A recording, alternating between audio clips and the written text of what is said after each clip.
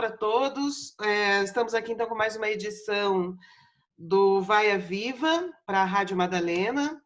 E hoje a gente tem um convidado muitíssimo especial, que é o João César Castro Rocha. João César, eu quero te agradecer muitíssimo, muitíssimo, porque, bom, a sua pesquisa ela realmente ajuda muito a gente a se situar e a entender o que está acontecendo, né? O professor João César, ele é professor titular da área de literatura comparada da UERJ, Universidade Estadual do Rio de Janeiro, e ele vem desenvolvendo uma pesquisa sobre a guerra cultural bolsonarista, que todos nós estamos tentando entender, né? E essa pesquisa resultou num livro que vai ser lançado possivelmente em junho pela editora Caminhos. E este livro se chama A Guerra Cultural e a Retórica do Ódio, Crônicas do Brasil. Aí você identificou um tripé, né, João César, da guerra cultural. Isso. Bom, Fernando, inicialmente agradecer pela oportunidade de conhecer você, de conhecer o Rui Filho, de rever o Wagner Schwartz, que é um querido amigo e um artista que eu admiro muitíssimo. Não nos víamos há um bom tempo, não é, Wagner? Bom tempo, bom tempo. E agradecer a vocês pelo interesse nessa pesquisa. O livro, de fato, está para sair. Será o meu primeiro livro não acadêmico, tucu, de maneira deliberada. Essa situação atual brasileira me angustia terrivelmente. O que mais me angustia é a sensação de que nós ainda não fomos capazes de decifrar a esfinge bolsonarista, que, no fundo, é a esfinge bolso-olavista. Exato. E o fato de que nós não somos capazes de decifrar essa esfinge pode significar que, em muito pouco tempo, nós sejamos efetivamente devorados por ela.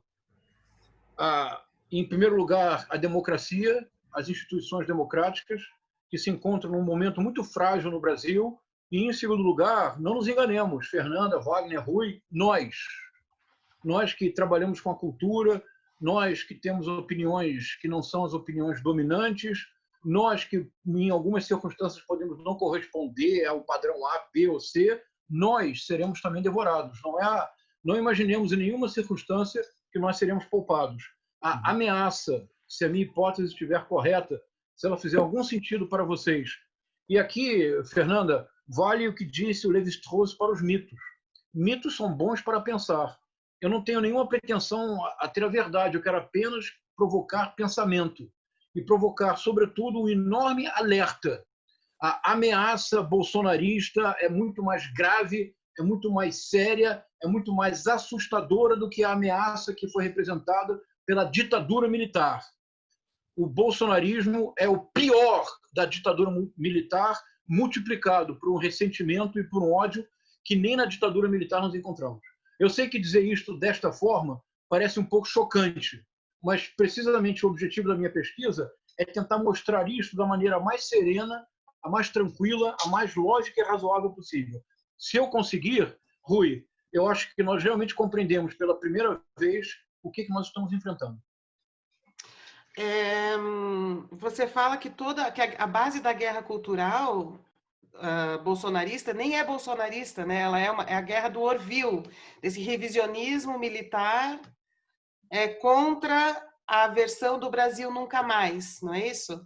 Então, o Bolsonaro, nesse caso, nem seria um líder desta guerra cultural, ele é mais um agente dela. E aí, dentro dessa pergunta, dentro dessa questão, eu queria te fazer a grande pergunta que eu acho que toda a nossa audiência gostaria de te fazer também. Você acha que os militares da ativa estão dentro desta guerra? Ou eles podem conter esta revanche ressentida? Essa pergunta é fundamental, Fernanda. É uma pergunta muito difícil de responder. Nós podemos pensar juntos. O Jair Messias Bolsonaro, ele, como militar, ele é um fracasso absoluto. Ele foi reformado numa situação muito desonrosa, o que já está mais do que provado. Há um livro importante que trata justamente do período militar do Bolsonaro e todos os relatórios, isso é muito evidente. Mas mais, o Ernesto Geisel, numa entrevista dada ao CPDOC, e o CPDOC tem um trabalho fundamental sobre o regime militar brasileiro, porque entrevistou todas as figuras que foram dominantes no regime militar. Há uma longa entrevista com Ernesto Geisel. Nessa época, foi a época do atentado do Rio Centro, e foi esse momento em que houve algo muito pouco comentado no Brasil, que foi um ativo terrorismo de direita, que pretendia, com isso, frear a redemocratização e a abertura do regime. Perguntam ao Ernesto Geisel a opinião dele sobre Jair Messias Bolsonaro, que na época começava a surgir como candidato a vereador no Rio de Janeiro. Ele ficou 2 anos na vereança e depois foi direto e ficou 28 anos como deputado federal.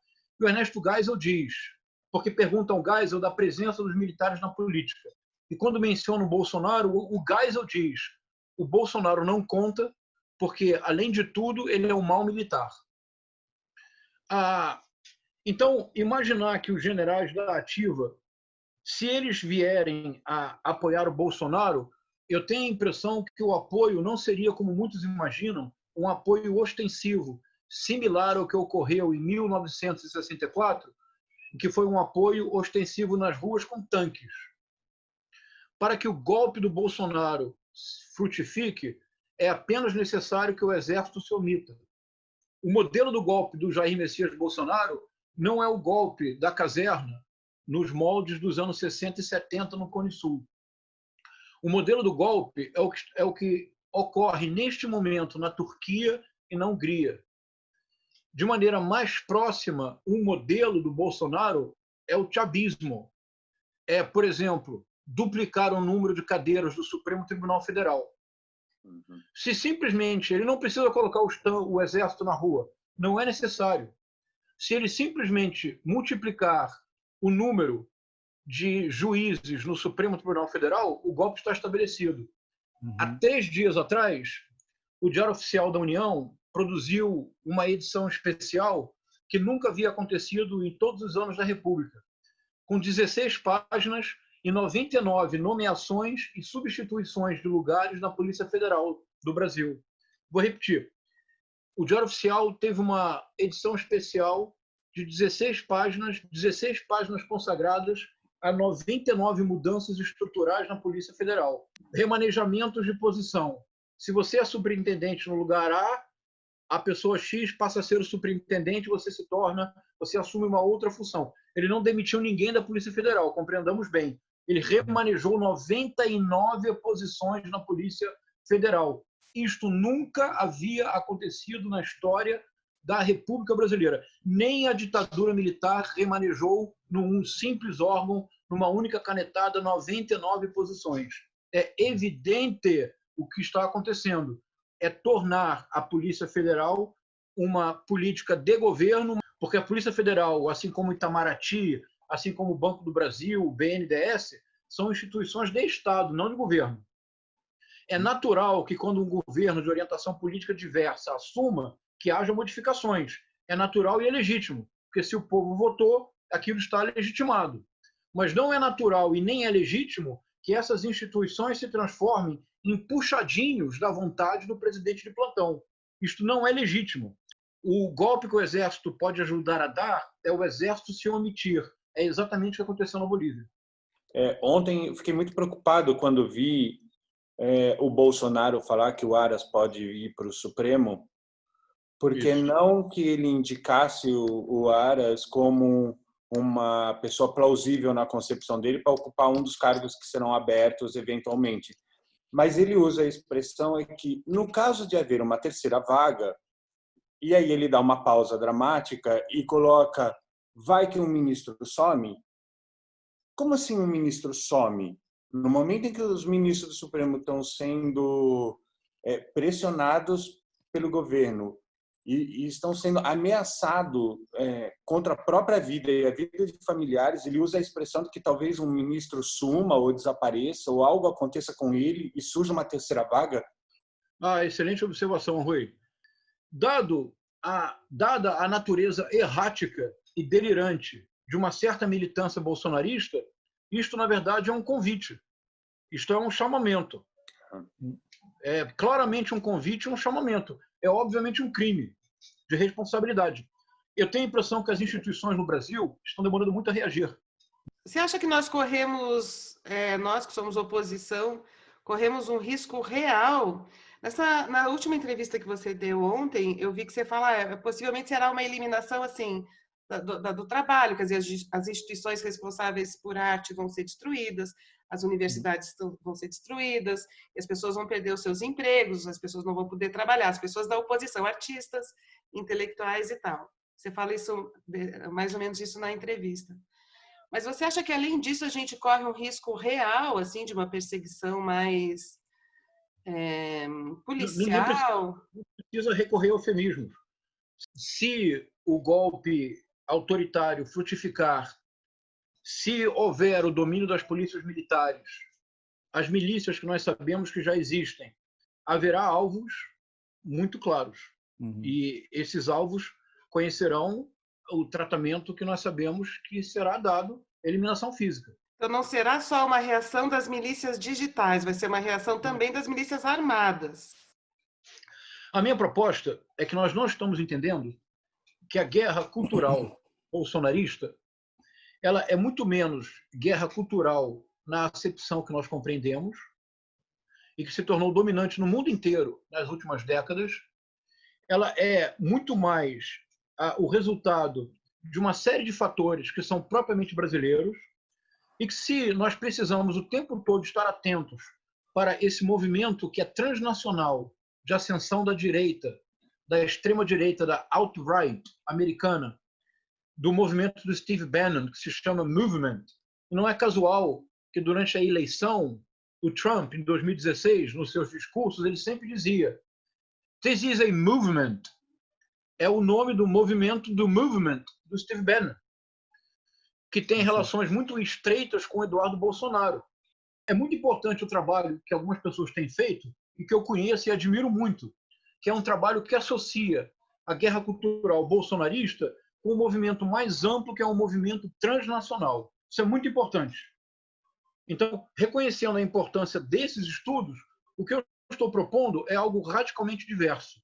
Eu estou propondo que nós estamos esquecendo de 3 elementos que são característicos do contexto brasileiro, e eu creio que são esses 3 elementos que ajudam a compreender a virulência de certa militância bolsonarista e ajudam, sobretudo, a compreender a mentalidade bolsonarista, e talvez seja o segredo para entender a ambivalência do Exército. Bom, então, na minha concepção da guerra cultural bolsonarista, depois de reconhecer que a guerra cultural não é um fenômeno brasileiro, muito menos um fenômeno bolsonarista, no fundo, Wagner, guerra cultural existe desde que existe tempo moderno. Quer dizer, a partir do momento em que passado, presente e futuro deixaram de ser o eterno retorno, deixaram de ser o primado da tradição, e o passado, o presente e o futuro se tornaram tempos qualitativamente diferentes, a novidade entrou no circuito como um conceito motor. A partir desse momento, há a guerra cultural. Ou seja, há contradições e há conflitos entre visões de mundo contraditórias. Você está agora em Paris, não é verdade, Wagner?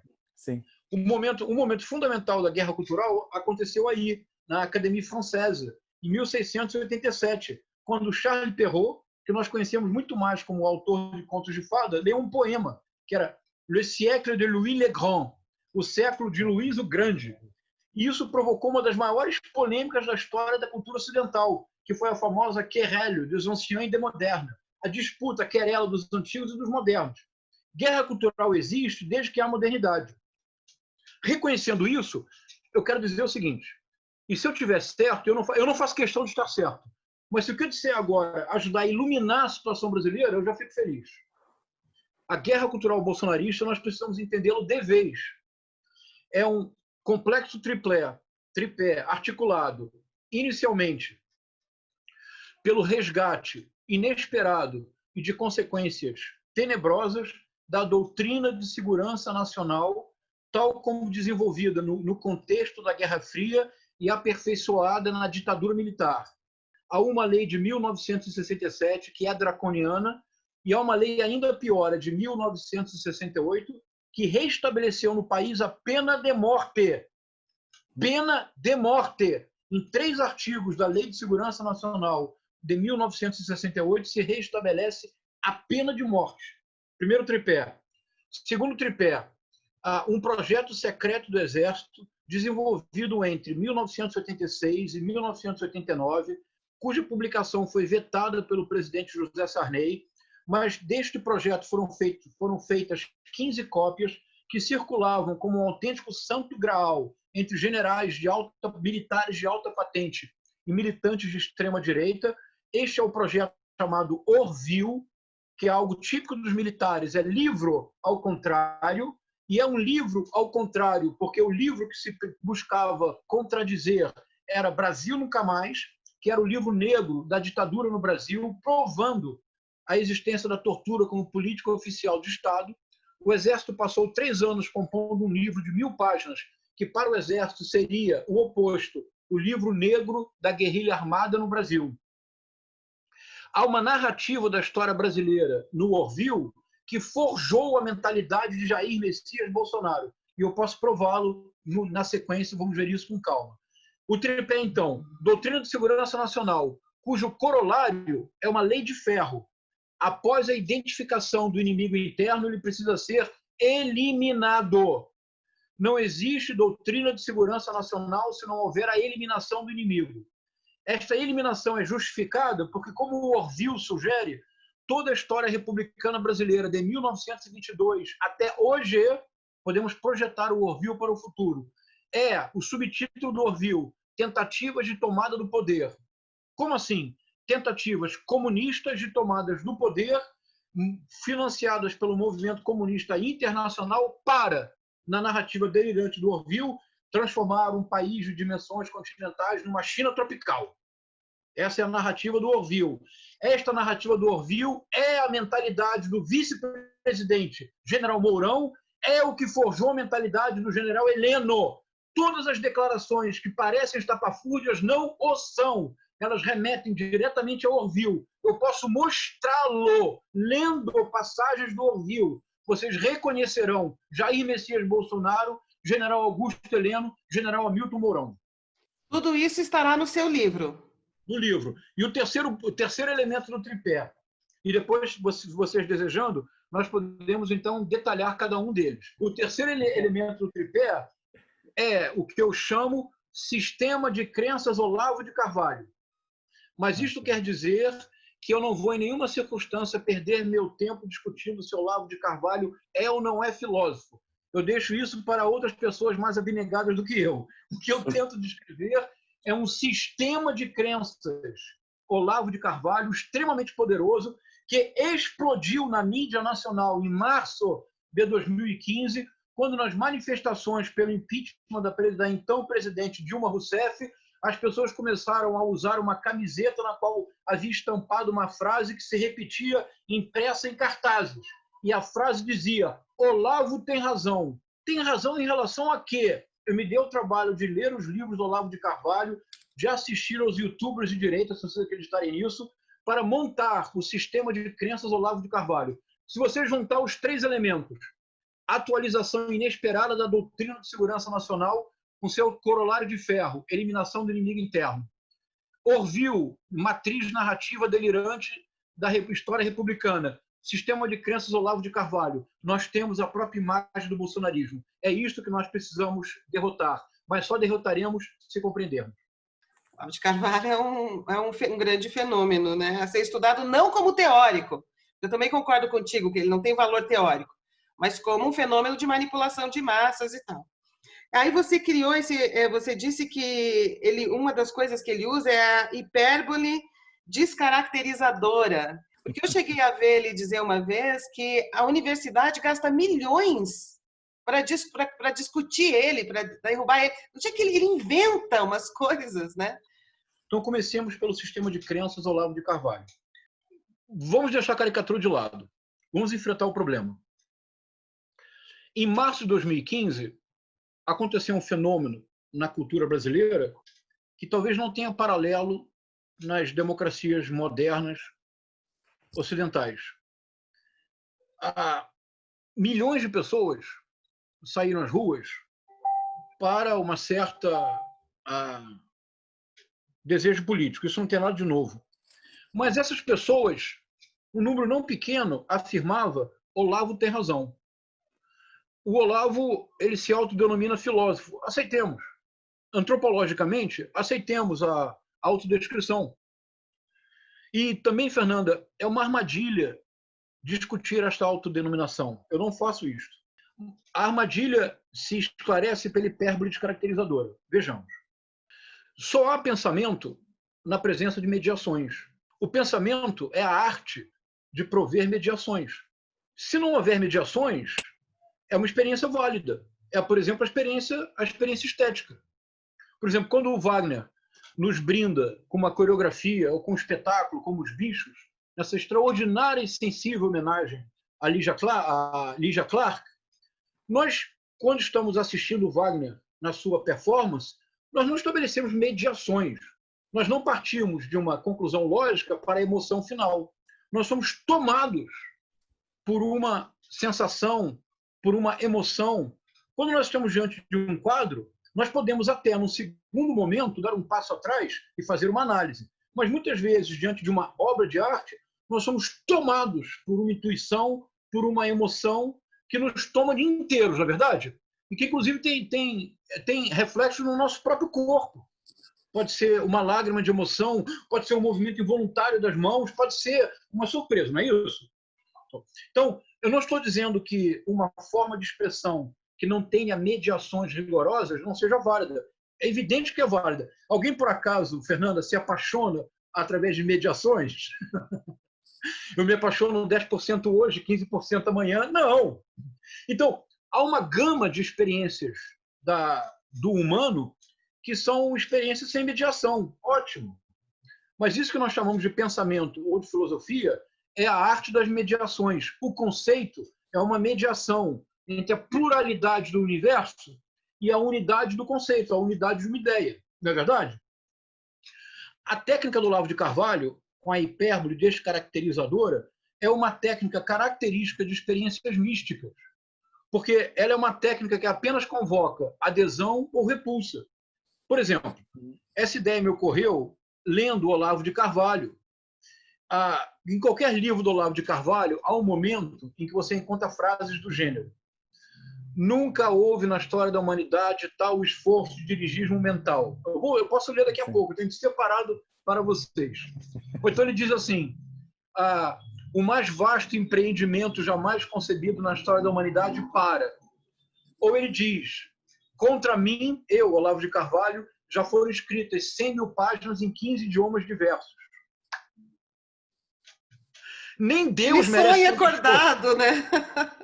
Mas, por favor, me acompanhe. O riso é inevitável. É um pouco como na teoria do medalhão, quando o padre João João define a ironia. Ele fala: aquele esgar involuntário no canto da boca. É involuntário, não dá para controlar. Mas passemos à caracterização agora, Fernanda. O que o Olavo de Carvalho consegue com a hipérbole descaracterizadora? A adesão irrestrita dos seus fiéis. Porque diante da hipérbole descaracterizadora, você não tem nada a fazer. Você ou reverencia o emissor, ou você desliga, ou você simplesmente fecha o livro e não lê mais. Mas você não tem mediação, você não tem possibilidade de pensamento. Se você não tem mediação nem possibilidade de pensamento, você não tem possibilidade de contestar. Eis então a armadilha sutil e hábil, porque Rui, Wagner, Fernanda, tenhamos coragem de dizê-lo publicamente. O Olavo de Carvalho é uma inteligência superior e o Olavo de Carvalho é uma pessoa com um vasto cabedal de leituras. Vou repetir, para chocar mesmo. Vamos dizê-lo publicamente. Nós precisamos reconhecer que o Olavo de Carvalho é uma pessoa de inteligência superior e que possui um vasto cabedal de leituras. O que ele faz com esta inteligência e com estas leituras é outra questão. Mas se nós não reconhecermos isto, nós não saberemos o risco que estamos enfrentando.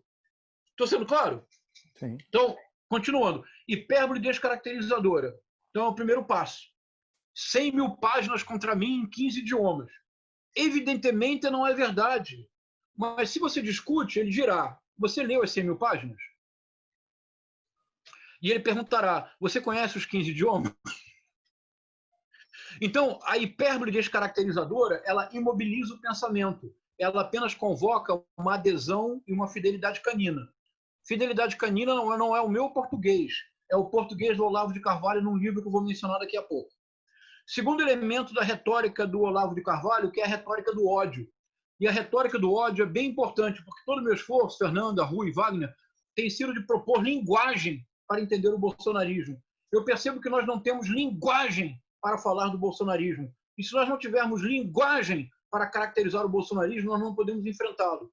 O bolsonarismo tem como base, princípio, a retórica do ódio. Não há bolsonarismo sem retórica do ódio. O que é a retórica do ódio? Ela parte da hipérbole descaracterizadora, porque ela torna o pensamento impossível, então ela convoca uma adesão de fidelidade canina. E a retórica do ódio, ela tem como base, e o Wagner sofreu isso muitíssimo, Wagner, você pode até falar disso. Você sofreu muito, o que eu direi agora, no instante em que houve essa exploração absurda em relação à sua performance, que era uma performance muito sensível, muito aguda e intelectualmente muito bonita, que era essa homenagem extraordinária aos bichos da Lygia Clark. O Wagner sofreu o aspecto mais terrível da retórica do ódio, que mais alimenta o bolsonarismo e que é dominante nas redes sociais hoje, que é a desqualificação nulificadora. Isto é, reduzir o outro a um nada a partir da desqualificação linguística equivale a uma eliminação simbólica, que é o eixo do bolsonarismo nas redes sociais. O bolsonarismo não é compreensível sem a hipérbole descaracterizadora, porque ela inviabiliza o pensamento. Se o pensamento está inviabilizado, eu posso partir para o passo seguinte. O passo seguinte é a desqualificação nulificadora do outro. Se eu torno o outro um autêntico nada, que não merece sequer a minha atenção e apenas o meu desprezo, no momento seguinte eu posso eliminá-lo fisicamente. Foi assim que a linguagem agiu no nazismo. E dois autores muito importantes para este aspecto, um autor de direita e um autor de esquerda, o Viktor Klemperer e o Eric Voegelin, ambos analisaram a linguagem do nazismo e mostraram que a perseguição e o extermínio dos judeus só foi possível porque antes de fazê-lo fisicamente, isso foi feito simbolicamente por meio da linguagem. Isto criou um sistema de crenças. No livro, Fernanda, eu detalho quais são os elementos do sistema de crenças. Mas olha o que eu descobri. Wagner, Rui, vocês não vão acreditar no que eu direi agora. Então, março de 2015, um fenômeno que não tem paralelo nas democracias modernas. Olavo tem razão. Você não vê algo similar em manifestações na Hungria, na Polônia, nos Estados Unidos. Então, o Olavo de Carvalho, que a partir de 2005, antes de todos nós, e reconheçamos de novo, antes de todos nós, o Olavo de Carvalho reconheceu a importância das redes sociais para a formação da mentalidade de uma juventude. E ele passou 2 décadas, praticamente 15 anos, com uma pregação de ódio. E essa pregação de ódio agora explodiu. É o sistema de crenças Olavo de Carvalho. É um dos maiores desafios da democracia brasileira. Porque, Fernanda, contra um sistema de crenças, não adianta você mostrar que eles estão errados. O sistema de crenças é uma estrutura discursiva autocentrada, com enorme potencial de coerência interna. Quanto mais um sistema de crenças é atacado externamente, mais ele se fortalece. Porque, paradoxalmente, ele parte do princípio de que se estou sendo atacado, eu tenho razão. Então, o Olavo de Carvalho é o grande responsável pelo momento agônico, caótico que vivemos no país.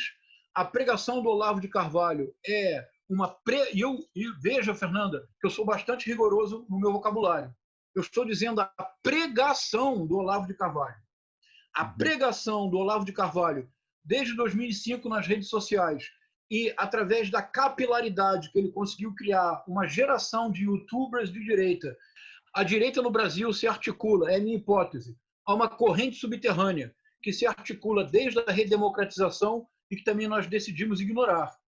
O resultado é a explosão do sistema de crenças Olavo de Carvalho. Para fazer um gancho e passar a palavra para vocês, que eu não quero falar muito, mas para fazer um gancho, há 2 dias atrás, o Olavo de Carvalho gravou um vídeo de 1 minuto e 30 segundos. Neste vídeo, o Olavo de Carvalho defendeu a prisão para o Alexandre de Moraes sem que ele tivesse direito a falar. Isso responde à sua pergunta anterior, Fernanda.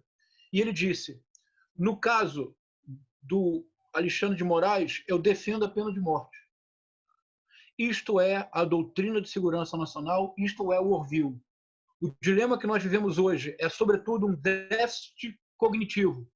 Nós precisamos, com muita humildade, encontrar formas de diálogo, não com os apoiadores do Bolsonaro, isso me parece muito difícil, mas nós precisamos encontrar formas de diálogo com os eleitores do Bolsonaro. Nós precisamos desesperadamente, eu proponho, estabelecer uma diferença entre apoiador de Bolsonaro e eleitor de Bolsonaro. O apoiador será este núcleo resistente que eu estimo em 15%, talvez 20%. Eu não estimo em 30%. E haverá uma diferença entre isto e os eleitores eventuais do Bolsonaro, que foram muito mais eleitores antissistema de um lado, antipetistas de outro. Com os eventuais eleitores de Bolsonaro, eu creio que o diálogo é possível. E eu tenho me esforçado muito para dialogar com essas pessoas. Se nós não formos capazes de dialogar com os eleitores, não com os apoiadores, vocês estão me entendendo?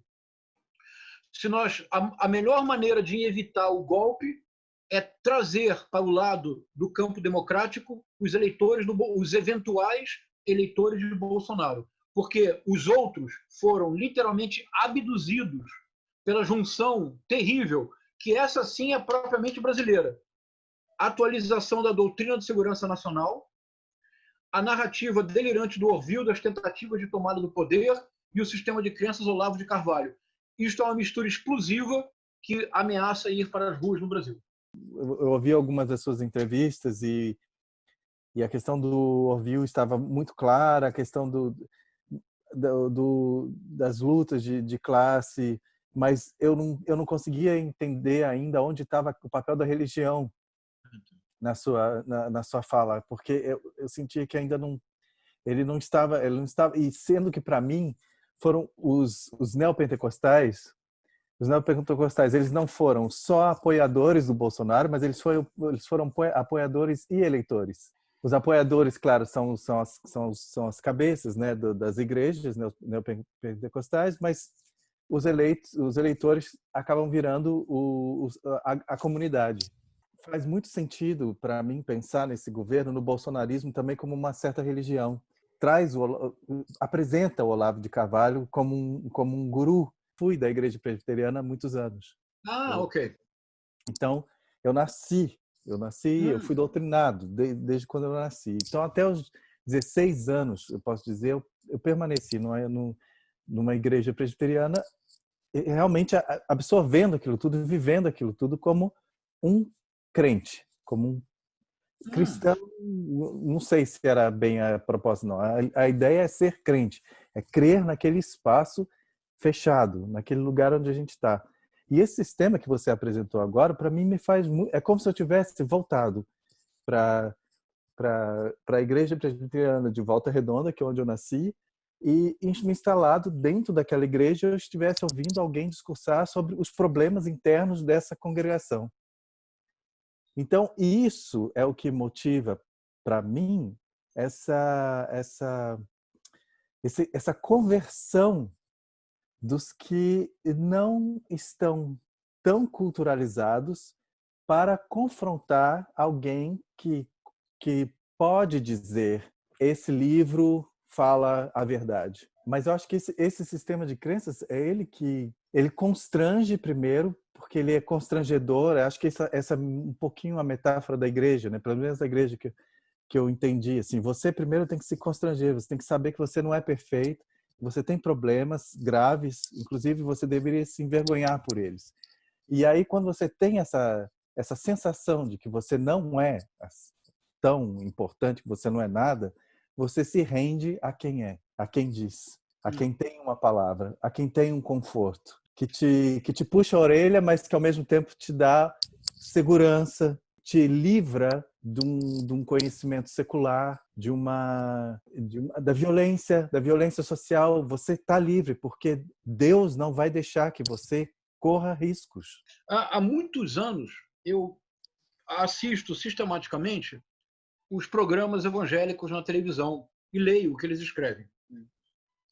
Há uma convergência não planejada, mas muito forte, entre bolsonarismo e uma certa concepção neopentecostal.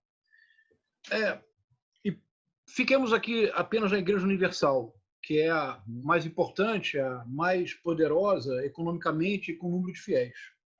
Em 2019, o bispo Edir Macedo lançou um livro, e eu li, evidentemente. O livro é Como Vencer as Guerras do Cotidiano. Uhum. Se você assiste os programas evangélicos, a visão de mundo neopentecostal, ela é fundamentalmente bélica, ela é agônica. Sim, sim, sim. Sempre estamos em disputa contra o mal, o maligno, que sempre, de alguma forma, está buscando criar obstáculos para a nossa felicidade. Essa é a visão de mundo básica. A tal ponto, Wagner, que a Igreja Universal do Reino de Deus, que principiou com uma mensagem fundamentalmente cristã, há mais ou menos 10, 15 anos, há uma modificação sutil na Igreja Universal que nem todos perceberam.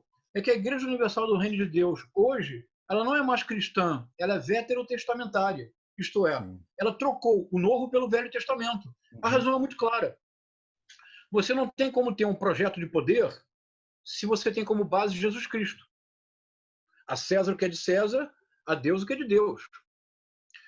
Mas se você abraça o Velho Testamento, o projeto de poder já está dado. Você pode ter como modelo os reinados de Salomão e de Davi, que foram impérios. Por isso a Igreja Universal, em São Paulo, construiu o Templo de Salomão. Sim. Embora arquitetonicamente seja de Herodes, mas exigir coerência arquitetônica do Bispo Macedo é muito, não é verdade? É o Templo de Salomão. E toda a retórica da Igreja Universal do Reino de Deus é veterotestamentária. Naquela reunião de 22 de abril, não havia uma única consideração de dado objetivo.